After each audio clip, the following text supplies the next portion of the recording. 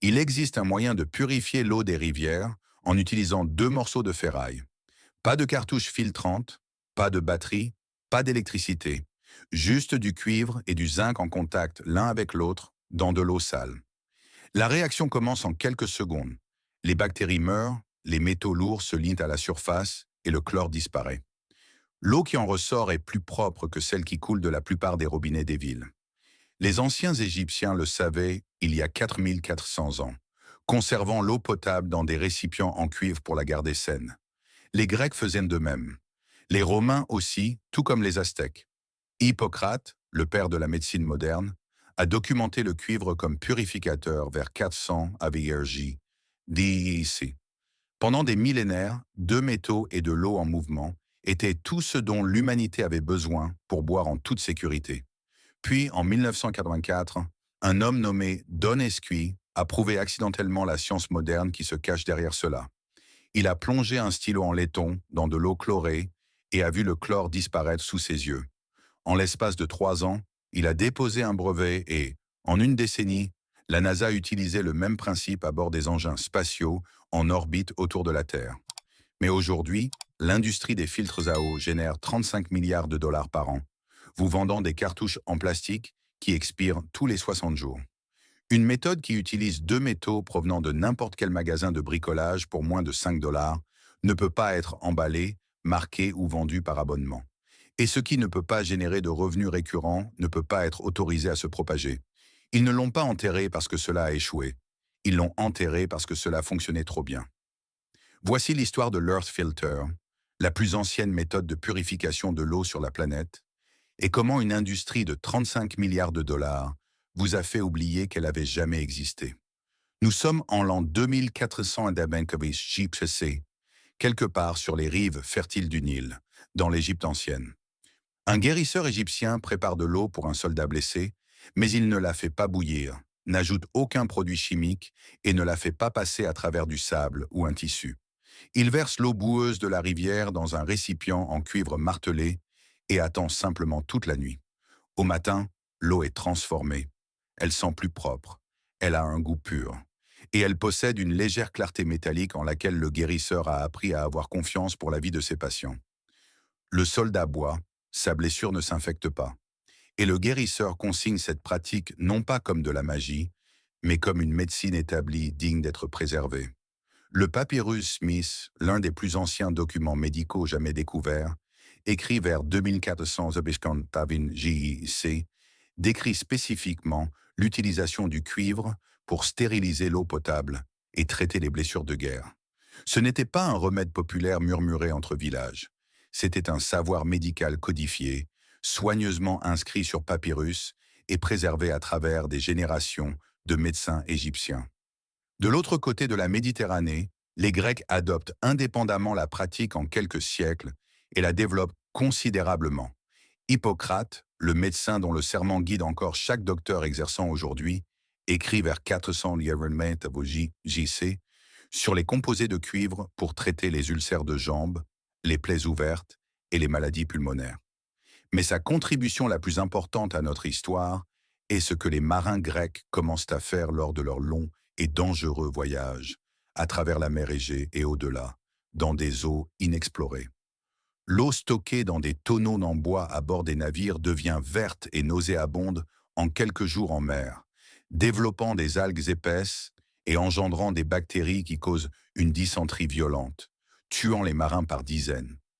Lors de chaque voyage majeur, l'eau stockée dans des récipients en cuivre reste potable pendant des semaines, parfois des mois, même sous le soleil brutal et impitoyable de la Méditerranée. Les Grecs ne comprennent pas les bactéries. Ils n'ont aucun concept d'ion ou de réaction d'oxydoréduction. Mais ils peuvent observer clairement le résultat. Les hommes qui boivent dans des récipients en cuivre survivent et les hommes qui boivent dans des tonneaux en bois meurent. Les Romains poussent le principe plus loin que n'importe quelle civilisation avant eux, l'intégrant à leurs infrastructures à une échelle massive. Les ingénieurs romains installent des tuyauteries en cuivre dans leur légendaire système d'aqueduc, sans doute le réseau de distribution d'eau le plus avancé que le monde antique ait jamais construit. L'eau circulant dans des tuyaux en cuivre arrive aux bains publics, aux fontaines ornementales et aux foyers privés nettement plus propres et plus sûrs que l'eau circulant dans des alternatives en plomb ou en argile utilisées par d'autres civilisations. Le médecin romain Pline l'Ancien, écrivant au 1er siècle de notre ère, documente des solutions de cuivre pour traiter les infections de l'oreille, les aftes douloureux, les parasites intestinaux et une variété d'affections cutanées qui frappaient aussi bien les soldats que les civils. Les légions romaines transportent des récipients en cuivre lors de campagnes militaires s'étendant à travers l'Europe, l'Afrique du Nord et le Moyen-Orient, comptant sur l'eau traitée au cuivre pour prévenir les maladies hydriques qui, historiquement, tuaient plus de soldats que les armes ennemies ne l'auraient jamais pu. Pendant ce temps, à des milliers de kilomètres de là, de l'autre côté de l'océan Atlantique, la civilisation aztèque, sans absolument aucun contact avec le monde méditerranéen, découvre indépendamment le même principe et parvient aux mêmes conclusions. Ils se gargarisent avec des mélanges de cuivre pour les maux de gorge. Ils infusent l'eau cérémonielle avec du cuivre pour prévenir l'infection des plaies. Et ils considèrent le cuivre comme un matériau sacré, intimement lié à la fois à la guérison physique et à la protection divine spirituelle. Deux grandes civilisations séparées par un océan entier et des milliers d'années, sans aucun contact entre elles, parvenant à la même découverte. Ce n'est ni une coïncidence ni un accident. C'est de la chimie fondamentale qui attendait patiemment d'être comprise par la science moderne. En Inde, commence une tradition sacrée qui s'est poursuivie sans aucune interruption à travers les millénaires jusqu'à aujourd'hui. Les hindous conservent l'eau sacrée du Gange dans des récipients en cuivre appelés Tamra Patra, et ils ont maintenu cette pratique fidèlement siècle après siècle sans interruption. Des chercheurs modernes de l'université de Southampton ont testé cette pratique ancestrale dans des conditions de laboratoire contrôlées et ont publié leurs conclusions remarquables. L'eau stockée dans des récipients en cuivre pendant seulement 16 heures a montré une réduction de 97% des bactéries nocives, notamment E. coli, la salmonelle, et le Vibrio cholerae, responsable du choléra. Non pas avec un filtre manufacturé, ni avec des additifs chimiques, ni avec une technologie de stérilisation par ultraviolet, mais avec un simple récipient en cuivre et 16 heures de patience. Les Chinois utilisaient des pièces de monnaie en cuivre comme médicaments pour les maux de vessie et les douleurs chroniques dès 1600 JIC, il y a près de 4000 ans. Les marins phéniciens plaçaient des bandes de cuivre battues sur la coque de leurs navires de guerre pour prévenir l'encrassement biologique qui ralentirait leur flotte et leur coûterait la supériorité navale. Pendant le dévastateur Moyen-Âge en Europe, les familles assez riches pour s'offrir des ustensiles de cuisine et des récipients à eau en cuivre souffraient considérablement moins de maladies hydriques que les familles pauvres qui buvaient dans de l'argile et du bois. Chaque grande civilisation sur chaque continent habité a compris indépendamment que le cuivre purifie l'eau. Et pendant plus de 4000 ans, c'était un savoir commun, partagé librement et pratiqué ouvertement. Puis la révolution industrielle est arrivée, apportant la fabrication de masse et l'ambition des entreprises. Et avec elle est venue une idée radicale et rentable. Et si vous pouviez vendre aux gens une solution récurrente et coûteuse à un problème que leurs grands-parents savaient déjà résoudre gratuitement avec des matériaux trouvés dans le sol sous leurs pieds, cette information n'est que la surface de ce qui a été caché. Il existe des méthodes de purification de l'eau que les civilisations anciennes maîtrisaient depuis des millénaires et que l'industrie moderne rejette aujourd'hui comme insuffisantes ou primitives. Des techniques par le feu sur lesquelles les unités militaires comptaient durant les 2 guerres mondiales et que les comités de sécurité modernes qualifient désormais de trop dangereuses pour les civils. Des abris d'urgence qui ne coûtent absolument rien à construire et qui surpassent des tentes commerciales de 200 $ dans des conditions réelles sur le terrain. Des systèmes de filtration à faire soi-même que des ingénieurs indépendants ont testé face à face avec des produits commerciaux et n'ont pu croire qu'ils étaient réellement aussi performants, voire meilleurs. Des méthodes de conservation naturelle qui gardent les aliments sains et comestibles pendant des semaines sans glacière, sans réfrigération ni aucune forme d'électricité. Examinons maintenant ce qui se passe réellement au niveau moléculaire lorsque le cuivre rencontre de l'eau contaminée, car la science derrière cela n'est pas un folklore ou une superstition ancienne. Il s'agit d'une électrochimie évaluée par les pairs, publiée à plusieurs reprises et reproduite de manière indépendante que n'importe quel laboratoire universitaire peut vérifier. Lorsque le cuivre entre en contact avec l'eau, il libère des particules chargées positivement, appelées ions cuivriques, qui portent une charge électrique de 2+. Ces ions ne dérivent pas passivement dans l'eau sans rien faire. Ils chassent activement et agressivement la vie microbienne. Ils pénètrent les membranes cellulaires protectrices des bactéries, perturbent de manière catastrophique leur processus enzymatique interne, interfèrent complètement avec leur capacité à se reproduire et finissent par les détruire. Une étude marquante publiée dans le Journal of Health, Population and Nutrition a confirmé que le stockage dans des récipients en cuivre pendant 16 heures réduisait considérablement les niveaux de chaque micro-organisme nocif testé. Le nombre total de bactéries a chuté de plus de 97% sans filtre, sans additifs chimiques et sans absolument aucun apport d'énergie d'aucune sorte. C'est ici que la science devient vraiment extraordinaire. Lorsque vous combinez le cuivre avec le zinc en présence d'eau, vous créez ce que les électrochimistes appellent une pile galvanique, nommée d'après le scientifique italien Luigi Galvani. Le zinc se situe nettement plus bas que le cuivre dans la série de l'activité électrochimique, ce qui signifie qu'il est beaucoup plus réactif et empressé à céder ses électrons. Lorsque les deux métaux se touchent physiquement tout en étant immergés dans l'eau, les atomes de zinc commencent pour eux spontanément et continuellement à perdre des électrons au profit du cuivre. Ces électrons circulent régulièrement de la surface du zinc vers la surface du cuivre, créant un courant électrique minuscule mais persistant circulant entre les deux métaux.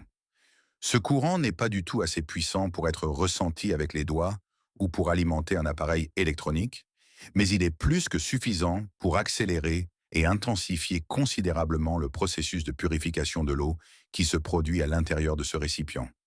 Le zinc fonctionne comme l'anode, sacrifiant ses atomes pour la réaction globale. Le cuivre fonctionne comme la cathode, recevant ses électrons et canalisant leur énergie. Et l'eau sale et contaminée sert d'électrolyte qui complète le circuit électrochimique. C'est exactement la même électrochimie fondamentale qui alimente chaque batterie sur Terre, de la minuscule pile de votre lampe de poche à la batterie massive sous le capot de votre voiture. Mais au lieu de générer de l'électricité pour alimenter un appareil, cette élégante réaction naturelle génère une cascade incessante d'ions chargés qui localisent et détruisent systématiquement chaque contaminant qu'ils rencontrent. Les chiffres de performance ne sont pas seulement impressionnants, ils sont absolument stupéfiants lorsqu'on les compare aux alternatives commerciales. Un milieu filtrant en alliage cuivre-zinc, connu dans l'industrie professionnelle du traitement de l'eau sous le nom de KDF, qui signifie Kinetic Degradation Fluxion, élimine 99,9% du chlore libre de l'eau dès le premier contact. Il capture par voie électrochimique et élimine de façon permanente le plomb, le mercure, le chrome, l'arsenic, le cadmium, le fer, le nickel, l'aluminium et le sulfure d'hydrogène grâce à une liaison irréversible aux surfaces métalliques. Et il accomplit quelque chose qu'aucune cartouche filtrante en plastique, sur aucune étagère de magasin n'importe où, dans le monde ne peut faire. Il tue activement les bactéries, les algues et les champignons au contact grâce à l'oxyde de zinc, qui est produit naturellement comme sous-produit de la réaction galvanique continue entre les deux métaux. Un filtre à charbon actif standard, le type que l'on trouve dans chaque carafe filtrante courante, chaque filtre à pompe de camping et chaque unité de filtration de réfrigérateur, nécessite un remplacement complet tous les 2 à 6 mois, selon l'usage. Un élément filtrant KDF en cuivre-zinc utilisant les deux mêmes métaux qui purifient l'eau depuis l'époque des pharaons dure jusqu'à 6 années entières avec un entretien de base. Une seule cartouche de filtre à charbon coûte entre 20 $ et 80 $ par remplacement, ce qui signifie que 6 ans de remplacement fidèle à une moyenne de 50 $, chacun totalise un montant astronomique de 600 $. Une poignée de granulés de cuivre et de zinc, les mêmes métaux que les Égyptiens utilisaient il y a 4000 ans, coûtent moins de 10 $ et offrent des performances objectivement supérieures sur une période 6 fois plus longue que n'importe quelle alternative au charbon. Laissez-moi répéter cette comparaison une fois de plus pour que les chiffres s'inscrivent dans votre mémoire. 10 $ contre 600 $ pour des performances de purification mesurablement meilleures sur une durée de vie fonctionnelle considérablement plus longue, s'appuyant sur une science évaluée par les pairs et 4 millénaires d'expérience humaine. Les données ne mentent pas, mais l'industrie des filtres à eau de 35 milliards de dollars espère désespérément que vous ne verrez jamais ces chiffres. Et voici la partie de cette histoire qui devrait sincèrement vous mettre en colère. En 2008, l'Agence américaine de protection de l'environnement, l'EPA, a fait quelque chose de sans précédent dans toute l'histoire de l'agence. Ils ont officiellement enregistré 275 alliages de cuivre antimicrobien distincts comme étant scientifiquement prouvés pour tuer les bactéries nocives et potentiellement mortelles au contact direct. C'était la première fois dans l'histoire que l'EPA approuvait et enregistrait un matériau de surface solide comme agent antimicrobien vérifié. Et le cuivre a été le matériau qui a obtenu cette distinction historique. L'EPA l'a confirmé. De grandes universités de recherche à travers l'Amérique l'ont confirmé. Et la NASA avait déjà prouvé le principe sous-jacent des décennies plus tôt à bord d'engins spatiaux transportant des êtres humains dans le vide de l'espace. Alors si le cuivre et le zinc purifient l'eau mieux que la plupart des filtres commerciaux, ne coûtent presque rien, durent des années et sont soutenus par l'EPA, la NASA et 4000 ans d'histoire, pourquoi n'est-ce pas la norme? La réponse n'est pas compliquée, elle est juste profondément laide. Le marché mondial des purificateurs d'eau est évalué à 35 milliards de dollars par an et devrait atteindre 63 milliards de dollars d'ici 2032. Les entreprises qui dominent ce marché dépendent d'un seul modèle commercial, les achats récurrents de clients captifs. Vous achetez la carafe, puis vous achetez la cartouche, puis une autre et encore une autre pour toujours. 3 à 6 achats par an, chaque année pour le reste de votre vie. Ce n'est pas un produit, c'est un abonnement déguisé en objet physique, et cela vaut des milliards.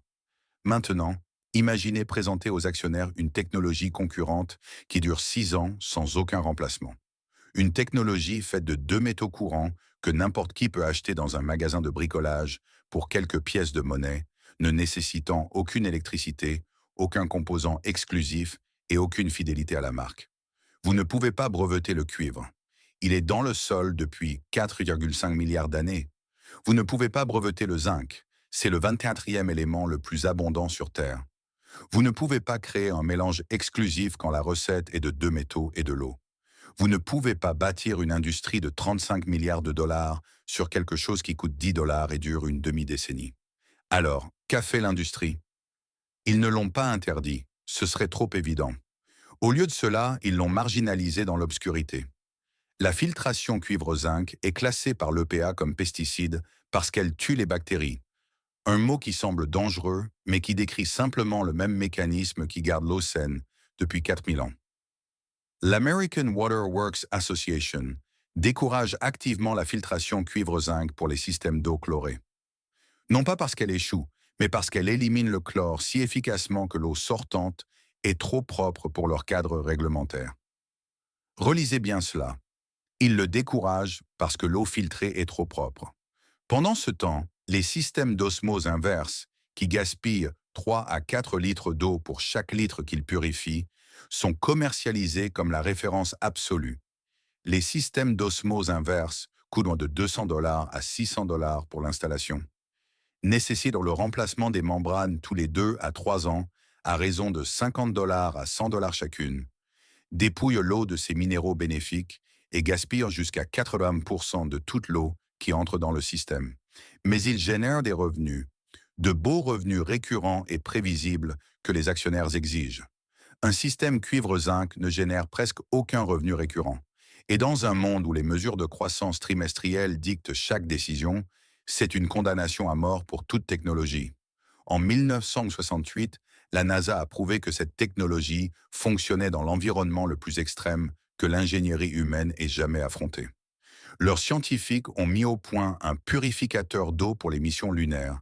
Apollo, qui pesait 250 grammes, avait la taille d'un paquet de cigarettes, nécessitait une puissance minimale et n'avait besoin d'aucune surveillance de la part des astronautes. Il diffusait des ions d'argent dans l'approvisionnement en eau et tuait 100% de la contamination bactérienne. Maintenant, les astronautes en vivent dans le vide de l'espace. Une entreprise privée a plus tard obtenu l'autorisation de la NASA pour commercialiser la technologie, combinant des électrodes de cuivre et d'argent pour libérer des ions qui détruisent les bactéries et les algues.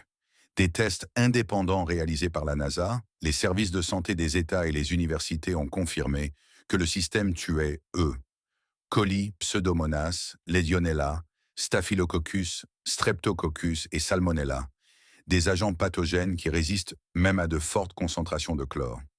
Pourtant, aujourd'hui, entrez dans n'importe quel magasin de plein air et vous trouverez des rangées de filtres à pompe en plastique, des stylos stérilisateurs UV, des pastilles d'iode et des gouttes chimiques. Chacun nécessite des pièces de rechange, des piles ou des recharges.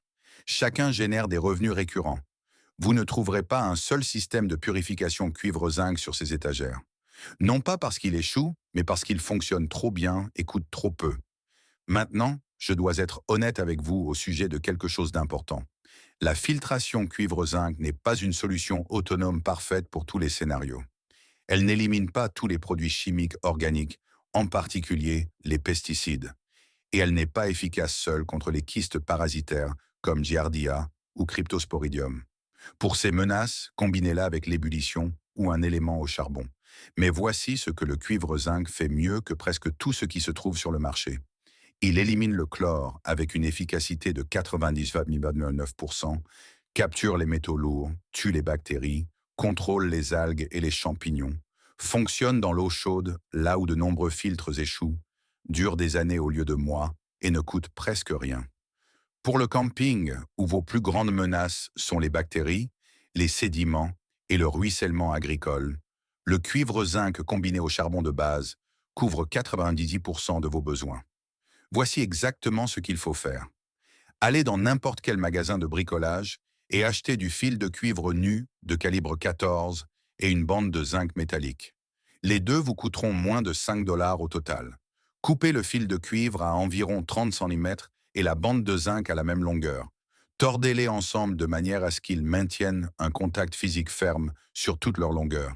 Cette connexion directe métal-métal est cruciale pour la réaction galvanique. Placez la paire torsadée dans n'importe quel récipient propre.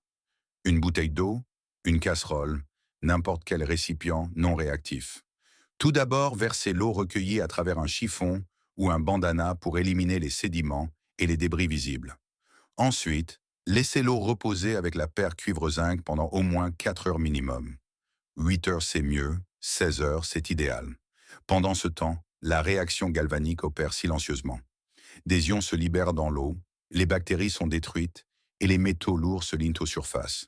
Après la période d'attente, versez l'eau traitée à travers un filtre à charbon de fortune, une chaussette propre remplie de charbon de bois, concassé provenant de votre feu de camp. Le cuivre-zinc tue la biologie, le charbon capture la chimie, et ensemble ils créent un système à 2 étapes qui rivalise avec des filtres coûtant 50 fois plus cher. Un randonneur du Colorado a testé cette méthode contre un filtre à pompe commercial de 45 dollars et a envoyé les 2 échantillons à un laboratoire indépendant. La méthode au cuivre, au zinc et au charbon a éliminé 98% de la contamination bactérienne. Le filtre commercial en a éliminé 98,5%, une différence de 1,5% pour une différence de prix de plus de 900%. Pour une installation de campement permanente, achetez des granulés KDF 55 en ligne. Il s'agit d'un alliage cuivre-zinc sous forme granulée, optimisé pour le traitement de l'eau. Remplissez une section de 30 cm de tuyaux PVC de 5 cm avec les granulés. Ajoutez du charbon actif sur le dessus et fixez des filtres en tissu à chaque extrémité. Vous avez maintenant un filtre par gravité qui purifie des milliers de litres sur plusieurs années pour un total de 15 dollars à 20 dollars. Pensez à toute l'étendue de ce que nous avons couvert. Il y a 4400 ans, les guérisseurs égyptiens conservaient l'eau dans du cuivre pour maintenir les soldats en vie. Les marins grecs transportaient des récipients en cuivre à travers la Méditerranée et survivaient à des voyages qui tuaient les hommes buvant dans des tonneaux en bois. Les ingénieurs romains faisaient circuler l'eau dans des tuyaux en cuivre et fournissaient une eau plus propre que ce que les villes médiévales ne parviendraient à faire pendant 1000 ans. Hippocrate prescrivait le cuivre pour la guérison. Les Aztèques se gargarisaient au cuivre pour les maux de gorge. Les traditions hindoues purifiaient l'eau sacrée dans des récipients en cuivre depuis des siècles. En 1984, Don Esqui a plongé un stylo en laiton dans de l'eau chlorée et a vu 4000 ans de connaissances se prouver en quelques secondes. En 1968, la NASA a fait confiance à deux métaux anciens pour maintenir les astronautes en vie dans l'environnement le plus hostile où les humains soient jamais entrés. En 2008, l'EPA a enregistré le cuivre comme le premier antimicrobien de surface solide de l'histoire. La science est établie. L'histoire est indéniable. Les preuves sont accablantes. Et pourtant, une industrie de 35 milliards de dollars préférerait vous vendre une cartouche en plastique tous les 60 jours plutôt que de vous parler de deux métaux qui coûtent 5 dollars et durent des années. Ce savoir n'est pas mort. Il attendait dans d'anciens rouleaux de papyrus, dans les archives de la NASA, dans des manuels de chimie, prenant la poussière sur les étagères des universités. Les Égyptiens savaient, les Grecs savaient, les Romains savaient, la NASA sait, et l'industrie des filtres à eau le sait très certainement. Et maintenant, vous aussi.